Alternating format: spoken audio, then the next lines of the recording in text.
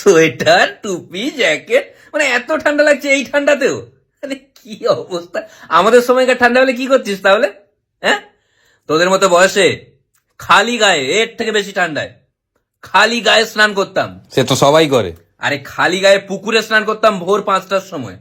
পুকুরের জল কত ঠান্ডা জানিস? মাঝে মাঝে তো স্নান করার জন্য মাঝরাতে উঠে পড়তাম যে পুকুরে স্নান করব। মাঝে মাঝে তো ডিনার করার পরে বালিশ নিয়ে পুকুরে ঘুমোতাম। একবার বন্ধুদের মধ্যে বেট হয়েছিল বুঝলি, ওই ঠান্ডা জলে কে কতক্ষণ ডুবে থাকতে পারে। 10 মিনিট ডুবেছিলাম। 10 মিনিট? হ্যাঁ, 10 মিনিট। ঠান্ডা লাগেনি? ঠান্ডা কি করে ডুবেছিলে? কি করে?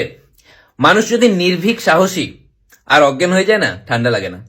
এই যে জ্যাকেট, সোয়েটার, টুপি ফুপি পরে রেখেছিস না, আমরা আমাদের সময় সব কিচ্ছু পরতাম না। তাই কেন? ছিল না।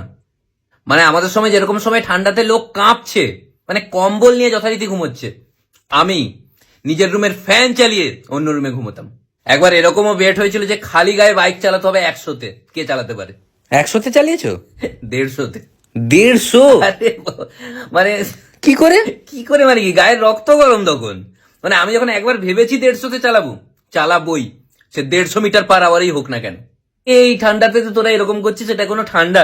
হ্যাঁ, ঠান্ডা পড়তো আমাদের সময়। মানে আমি যখন স্কুলে পড়তাম আমার থেকে বেশি ঠান্ডা পড়তো।